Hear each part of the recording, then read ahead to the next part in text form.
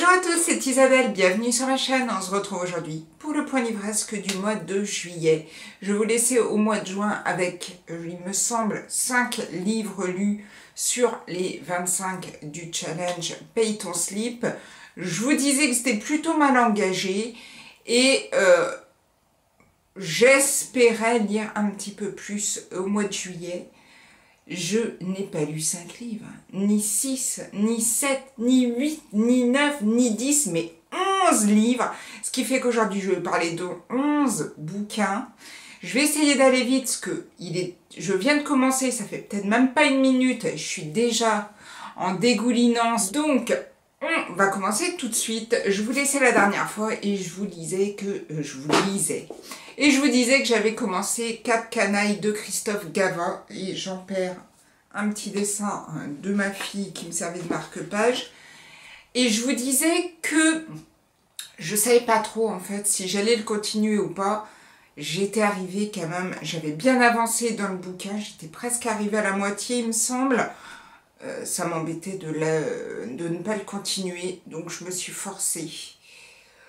Et voilà, j'aurais peut-être pas dû. Je l'ai lu au tout début du mois de juillet. Alors certes, vu que j'ai lu 11 livres, bah forcément ma mémoire ne se souvient pas des 11 livres, puisque parmi les 11 livres, il y avait de très beaux livres et de très moyens.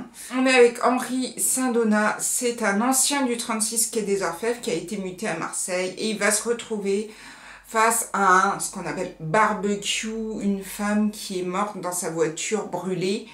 Et il s'avère qu'il va reconnaître cette femme. En fait, c'est quelqu'un qu'il connaissait déjà par le passé. Et on va partir dans cette histoire-là. Mais en même temps, il y a plein d'histoires et tout. Il y a plein de personnages. Moi, ça m'a un peu emmêlée. J'ai pas vraiment accroché à un personnage en particulier, ce qui est plutôt pas bon signe pour moi. Et je me suis un peu forcée pour arriver à la fin. Bon, vous avez compris que ça m'a pas vraiment plu. Mais bon, si vous aimez les policiers, mais vraiment les vrais policiers, il n'y a pas de thriller dans l'air, et ben peut-être que ça vous plaira. J'ai continué, je me suis dit, je vais continuer avec un petit policier régional, un petit peu léger, ça m'aidera peut-être à avancer. J'ai lu L'Oiseau Noir de Plogonec que ma soeur m'avait offert. C'est écrit par Françoise Lemaire et c'est paru aux éditions Palémon, qui sont des éditions bretonnes, il me semble, de Quimper. Et j'avais déjà lu un livre de Françoise Lemaire que j'avais plutôt bien aimé. J'ai eu envie de me plonger dans celui-ci. Si vous aimez les gros polars, si vous aimez les thrillers palpitants, on n'est pas du tout dedans. On est un petit peu allé dans... Bon, il n'y a pas vraiment de gros personnage principal qui va faire son histoire. C'est un peu plein de personnages du village de Plogonec qui vont se retrouver plongés parce qu'ils vont recevoir, il y a des morts, ils vont recevoir des lettres de corbeaux, forcément c'est lui l'oiseau noir, et ils vont donc chercher qui est cet oiseau noir et pourquoi il leur envoie des lettres, et il y a des meurtres, et il y a plein de choses. Ça fait un peu Agatha Raisin, mais sans vraiment de personnage principal. J'ai bien aimé, moi, ça m'a plu. Bon, alors, c'est vrai que si vous êtes habitué à lire du gros polar, vaut mieux éviter. Mais moi, je trouve que pour l'été, ça se lisait facilement et j'ai pris plaisir à découvrir les personnages. Alors oui, je suis bretonne, donc forcément, ça m'a peut-être aidé. Et puis, voilà, j'ai apprécié ma lecture. Pareil, je vais l'oublier très vite. Mais bon, ça m'a fait plaisir de lire celui-ci. Je ne vais pas vous encourager à le lire si vous tombez dessus. Par exemple, vous êtes en vacances en Bretagne, vous tombez dessus, pourquoi pas. Moi, c'est vrai que j'ai des attaches bretonnes, j'ai des attaches à Plogonec, ce qui fait que ça m'a fait un peu rire. J'ai pensé à eux et puis c'était léger. Pour le mois de juillet, il n'y a rien de tel. J'ai continué encore dans un thriller et j'avais le Nico Takian, Solitude. Et d'habitude, j'aime beaucoup Nico Takian, je suis prise dans l'histoire et tout. Celui-ci, j'ai longtemps hésité à le lire ou pas parce que ça fait pas vraiment estival au niveau couverture. Mais bon, je me suis dit, ça me ramènera un peu de frais et j'en aurais bien besoin aujourd'hui. Mais je me suis dit que ça me ramènerait un peu de frais. Et puis bon, Allez, qui est-ce qui lit que des romans avec des couvertures estivales pendant l'été? Ben, j'aurais peut-être dû, finalement, j'aurais peut-être dû attendre. On est ici dans le Vercors avec Élie Martin. Élie Martin, c'est un guide nature. Et il y a 12 ans, eh ben, il s'est fait tirer dessus et il a totalement perdu la mémoire. Il ne sait pas du tout ce qu'il faisait avant. Et un jour, grosse tempête de neige et on va retrouver une femme pendue à un arbre taillé. Enfin, vraiment quelque chose de super gai pour l'été, de super frais. Mais bah, moi, ça l'a pas fait. Déjà, j'ai pas aimé les personnages. Je me suis vraiment, du coup, enlisée dans ma lecture. Je crevais de chaud, comme aujourd'hui. Et j'avais du mal à rentrer dedans. Et j'aimais pas vraiment, je voyais pas vraiment où on voulait y aller. Le gros avantage du livre, c'est qu'il se lit très très vite. Et que même si on s'attache pas au personnage, et ben on avance quand même relativement vite dans l'histoire. Donc, je l'ai lu. Pareil, troisième bouquin du mois de juillet. Je risque de très très vite l'oublier.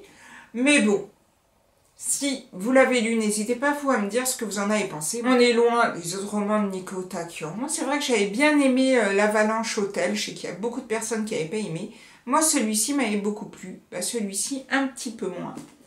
J'ai ensuite, du coup, voulu changer et j'ai regardé un peu dans les bouquins. C'est un bouquin qui n'était pas dans ma pile à lire pour ce challenge et j'avais vraiment envie de lire quelque chose de différent, de léger. Et j'ai trouvé dans ma bibliothèque un livre de David Fuenquinos qui s'appelle Vers la beauté, chez Folio, que j'avais pris, allez, il y a bien 2-3 ans, dans une boîte à livres et que je n'avais jamais lu. Et bah, je dois dire que c'était plutôt agréable. On est avec Antoine Duris. Il est professeur aux Beaux-Arts de Lyon. Un jour, eh ben, il va péter un câble, il va quitter son boulot et il va partir pour travailler au musée d'Orsay à Paris. Et il va donc forcément partir travailler dans ce musée-là, mais pour être gardien de musée. Et on va donc suivre ce personnage très érudit qui va se retrouver gardien de musée, c'est-à-dire dans une salle à vérifier que les personnes ne touchent pas les œuvres et tout. Et j'ai vraiment beaucoup aimé cette histoire. Je vous en dis pas plus parce que forcément il y a d'autres choses qui se passent. Mais j'ai trouvé cette histoire très touchante. Alors bon, il y a toujours un petit bémol sur les David Fuenquinos. J'aurais aimé avoir plus ou que ça aille peut-être moins vite. En général, c'est assez vite expédié. D'ailleurs, vous voyez, il n'est pas très épais. Moi, j'aurais voulu rester un peu plus avec ces personnages-là. J'ai beaucoup aimé le personnage d'Antoine. Et ben, j'en aurais demandé un petit peu plus et que ça s'étire un petit peu plus dans le temps. Bon. Ça s'est passé très très vite. Ça reste une bonne lecture. Bon, voilà.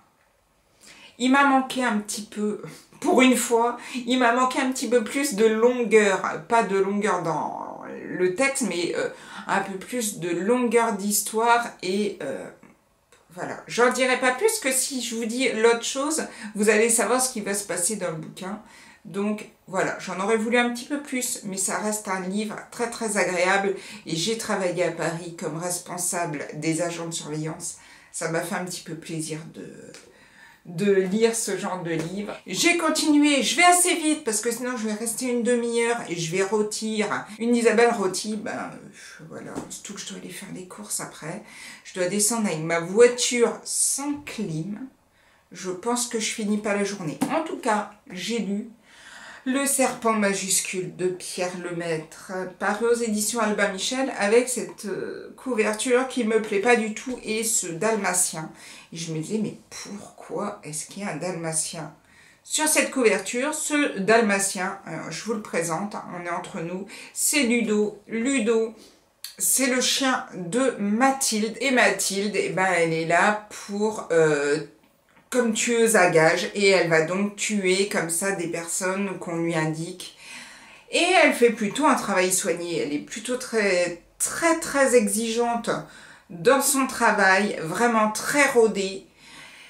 Elle est ignoble et en même temps elle est hyper attachante. Et contrairement, par exemple, au livre de Christophe Gava, que je vous ai présenté au tout début, j'ai pas vraiment accroché au personnage, mais là, le personnage de Mathilde, qui pourtant, au tout début, n'a rien pour plaire, j'ai adoré ce personnage-là.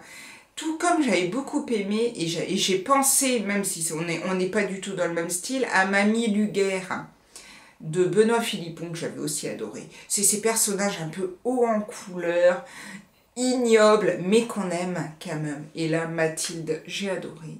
Le livre, ce livre de Pierre Lemaitre est en fait le premier livre qu'il a écrit, et que du coup, il a ressorti, puisqu'il avait dit qu'il ne ferait plus de thriller, et donc du coup les gens lui avaient dit oh oui mais il faudrait quand même finir avec un thriller, on peut pas nous annoncer ça comme ça, et du coup il a ressorti un jour de son tiroir le serpent majuscule, et il s'est dit et pourquoi je le sortirais pas pour finir justement d'écrire du thriller et pour partir sur une note un peu plus positive en disant voilà c'est mon dernier. Moi j'ai adoré, puis j'adore l'écriture de Pierre Lemaitre, et puis celui-ci est fait vraiment, on frissonne, on sourit, on est à fond dedans, et ça va très vite, et les personnages ont vraiment quelque chose, ils ont vraiment ce petit plus qui moi forcément me fait totalement chavirer. Je vous conseille vraiment de le lire, si vous n'êtes pas tombé dessus, ne vous arrêtez pas à cette couverture. Oui, oui, Ludo, c'est de toi que je parle, mais vraiment un super bouquin. Moi, j'ai vraiment beaucoup aimé. Après avoir lu un thriller, je me suis dit, allez, je vais changer un peu. J'en avais ras-le-bol des thrillers, et je me suis dit que j'allais sortir Après l'océan de Laurence Perrin. J'adore Laurence Perrin, hein. C'est paru aux éditions Calman Lévy. C'est son dernier, je lui avais acheté au Salon du Livre de Nice. La couverture est très belle.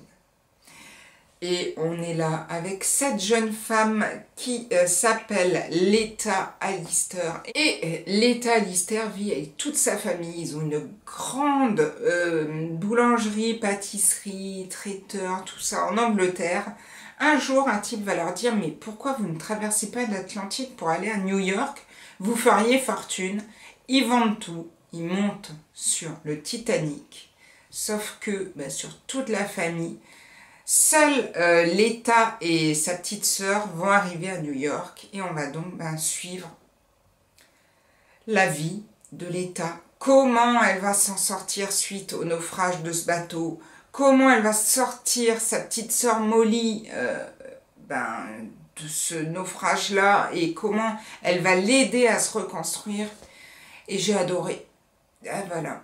Alors j'ai vu des commentaires un peu moins dithyrambiques. Moi vraiment, le livre est passé sur moi, et je me suis dit waouh, vraiment encore un très haut niveau chez Laurence Perrin. Mais je demanderais même peut-être la suite. Je suis pas sûre qu'elle le fasse, hein, parce que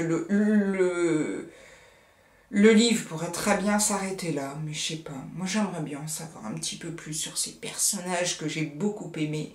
En tout cas, si vous tombez dessus, vous voulez une lecture estivale pour lire à la plage, à la piscine, bref, vous voulez quelque chose de facile à lire, ce livre est pour vous, et n'hésitez pas à le lire. Franchement, ça a été du bonheur.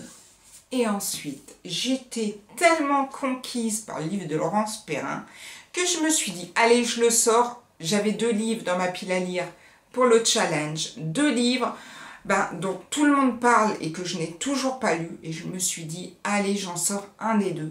Et j'ai sorti Changer l'eau des fleurs de Valérie Perrin. Moi, j'ai le livre de poche, et je me suis toujours demandé pourquoi tout le monde aimait ce livre. Qu'est-ce qu'il avait de plus? J'ai compris. En fait, je me suis totalement laissée prendre dedans. La vie de Violette, cette femme qui se trouve gardien de cimetière, son mari qui a disparu, un jour en moto qui s'est barré et on ne sait pas ce qu'il est devenu, et toute sa vie, et j'ai beaucoup aimé. Voire même, si je peux le dire, j'ai adoré ce livre. Je l'ai lu, mais d'une facilité, ce qui m'encourage à lire le Mélissa d'Acosta, Tout le bleu du ciel, qui est encore dans ma pile à lire, mais qui, à mon avis, va sortir très très vite, puisque ce sera le prochain que je vais lire, je pense. Mais celui-ci, c'est un pur bonbon, c'est un pur bonheur, et malgré tout ce qui peut se passer dans la vie de Violette, et malgré le fait qu'elle soit gardienne de cimetière, eh ben, il y a tellement d'amour, de douceur et tout. Et même si, voilà, il y a des choses qu'elle a vécues qui étaient très dures, eh ben, cœur, quoi. Voilà, je peux pas dire autre chose. Et oui, ben, maintenant, je comprends. Je comprends l'engouement. Je lirai sûrement d'autres livres. J'ai vu que 3 avaient plutôt de bonnes notations. Je lirai peut-être celui-là, parce qu'après, c'est Les Oubliés du dimanche. Quelque chose comme ça aussi que j'ai vu dans ces 3 bouquins, si je ne me trompe pas. Et celui-là, Les Oubliés du dimanche, bon, sur le titre, ça me donnait un peu moins envie. Bon, celui-ci est un bijou. Je vous dis pas que je relirai tout de suite à Laurence Perrin et qu'après avoir lu celui-là, j'ai envie de les lire tous. Parce que je pense que si on en lit trop comme ça d'un coup, au bout d'un moment, ça s'essouffle. Mais celui-ci était un pur bonheur à lire. Pour l'été, vraiment idéal aussi si vous voulez une lecture estivale pour lire au bord de la plage au mois d'août. J'ai ensuite lu Par la forêt de Laura Alcorba, pardon, et c'est paru aux éditions Gallimard. Alors je ne savais pas vraiment de quoi parler ce livre, et je crois que c'est une nouveauté, je crois qu'il est sorti il y a peu de temps. Attendez, janvier 2022, donc début d'année. Je l'ai vu arriver à la médiathèque, je me suis dit, tiens, il me tente pas mal, avec cette petite fille qui rentre dans la forêt, donc je m'attendais vraiment à un enfant qui disparaît dans la forêt. Enfin, vous voyez le pitch de la disparition d'enfants et tout. Et là, je commence à lire et je me retrouve avec une femme journaliste qui interviewe donc plusieurs personnes. Donc je me dis déjà, ce n'est pas un roman. Et cette femme donc interviewe une jeune fille, Flavia, et sa mère qui s'appelle Griselda. Et cette femme, Griselda, a dans un accès de folie tué ses 2 jumeaux et 2 garçons qu'elle avait en les étouffant dans l'eau. Du coup, j'ai lu très vite ce livre, mais ça m'a pas plu plus que ça. J'ai trouvé intéressant le chemin, pourquoi, comment elle en est arrivée là et tout, mais bon, voilà, moi c'est pas ce que j'avais envie de lire. Je l'ai lu, mais voilà, on est dans un petit down, parce qu'après avoir lu des super bouquins, forcément, il y a un petit plouf, et celui-ci en fait partie, celui-là en fait partie, tout comme le suivant. Alors là, je l'avais acheté, hein, c'est vrai, sans regarder les avis, et ce n'est pas du tout le genre de livre que j'ai l'habitude de lire. J'avais acheté en passant dans le rayon bouquin de Carrefour. Je l'avais trouvé très joli. Le sourire contagieux des croissants au beurre de Camille Andrea aux éditions Pocket. Je trouvais la couverture super jolie. Et donc là, j'ouvre. Première page. Camille Andrea. Derrière le pseudonyme, Camille Andrea se... Non. Lisons correctement, Isabelle. Derrière le pseudonyme Camille Andrea se cache un écrivain français bien connu du grand public, mais dont tous ignorent l'identité. Je me suis dit, comment c'est possible que rien n'est percé, qu'on ne sache pas qui est ce Camille Andrea, du coup. Et là, c'est le genre de truc, moi, il faut pas me lancer là-dessus. Parce que du coup, tout le long du bouquin, j'étais en train de lire, je dis, tiens, ça, on dirait telle personne. Ah non, mais ça, c'est sûr, c'est cet auteur-là. Donc, du coup, j'étais omnibulée par ça. Donc, bon, j'ai lu le livre, il se lit très facilement. On est avec Pierre Boulanger. Il a une vie parfaite. C'est un Français qui s'est installé à New York, qui a super bien réussi dans la boulangerie-pâtisserie. J'y suis encore. Hein. J'y suis encore. Et un jour, eh ben, Pierre Boulanger, en plein hiver, va rencontrer un marchand ambulant qui va lui proposer un café à 1 million de dollars. Et sa vie va basculer, enfin il va changer totalement sa vision des choses. Et on va donc partir comme ça dans une histoire rocambolesque. Et donc forcément, là du coup, je me suis dit, punaise, ça ressemble quand même drôlement à du Romain Puertolas, mais il manquait le côté humour de Romain Puertolas. Alors après, je me suis dit, ça ressemble pas mal à du Laurent Gounel, et justement, comme je n'aime pas du tout Laurent Gounel et son style d'écriture, je me suis dit, ouais, ça pourrait être Laurent Gounel aussi. Bref, j'ai tous les auteurs français y sont passés, et je sais pas, forcément. Sinon, je vous l'aurais annoncé, Flash Info et tout, mais j'ai toujours pas trouvé, je ne sais pas qui c'est. J'ai un peu regardé sur Internet pour voir s'il y avait des idées, et c'est là que j'ai vu qu'il y avait plusieurs personnes qui avaient aussi pensé à Romain Puertolas, parce qu'on ne va pas non plus se cacher que j'ai lu ce livre, excepté le côté vraiment humour à fond, je me serais cru dans le fakir. Mais bon, habitué à Romain Puertolas, il y a toujours un gros côté humour à fond, et là il n'y était pas ce côté-là. Donc je sais pas. Après il y a un petit côté Virginie Grimaldi aussi. Alors Virginie Gounel, non, c'est un romancier, donc Laurent Grimaldi, enfin je sais pas, mais j'ai lu ce livre, mais c'est vrai que j'étais plus dans l'idée, mon Dieu, qui c'est qu'il a écrit, je veux savoir, je veux savoir. Si vous avez lu le livre, dites-moi vous ce que vous avez pensé à la fois du livre, mais aussi qui est Camille Andréa, parce que moi, forcément, sur deux trucs, ça entretient, et je pense que c'est pour ça aussi hein, que le gars, il a écrit sous un autre nom, mais en général, quand même, on se fait percer assez vite, hein, Michel Bussy, mais bon, ça m'énerve un petit peu, moi, toute cette histoire. On va passer du coup d'un roman très très léger à un roman un petit peu moins léger, tant par le format du bouquin que par le thème. Donc là, j'étais tranquille. J'étais au bord de la piscine et je me dis, ça y est, mon dernier sur Cédric à lire. Je vais enfin plonger dedans. Et ben, je dois dire que j'ai pas été déçue, les amis. Alors, on commence le bouquin. Le premier chapitre, il y a déjà une femme qui se fait trancher un sein, quoi. Donc je me dis, punaise, déjà, quoi. Moi, j'étais au bord de la piscine, j'étais en train de rôtir, et je lisais ça, et je me disais, bon, bah, ça commence plutôt bien. Et je me disais, bah, ça commence plutôt bien. Génialissime.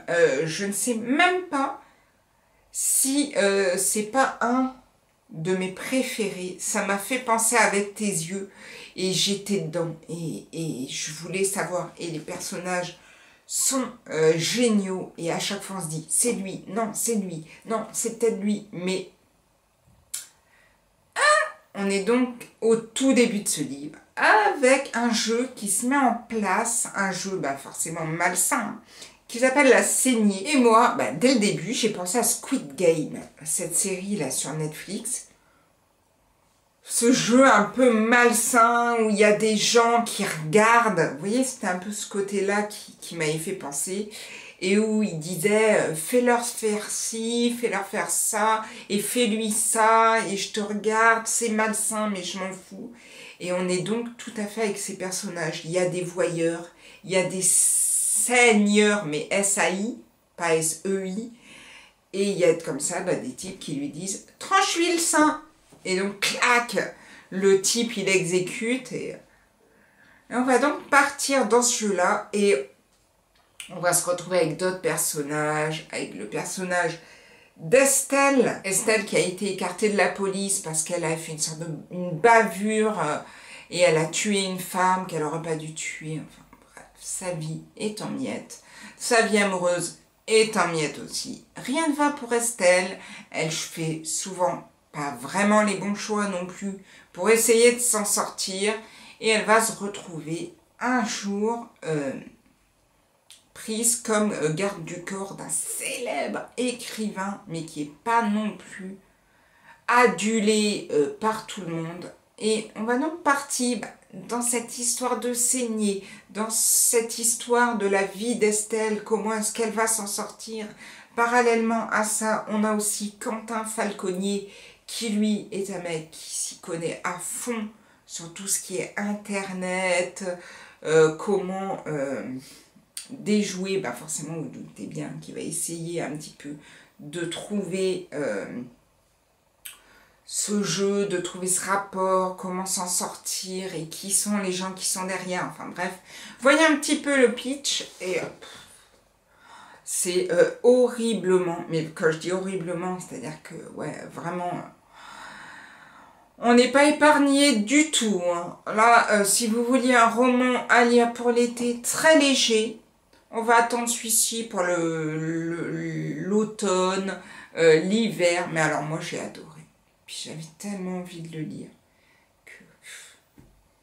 Merveille, merveille. Je sais plus où je me suis arrêtée. C'était merde là. Je suis en train de rôtir royalement et ma caméra s'est arrêtée. Et on va donc terminer sur une note plutôt négative, une note yellow, comme le livre de Pierre Lemaitre. Alors en plus c'est le même. Alors là on est à fond. Sauf que dans celui-ci on avait quand même Ludo qui faisait son petit regard un petit peu coquin. Là, à part le drapeau breton, c'est pas gagné. Hein.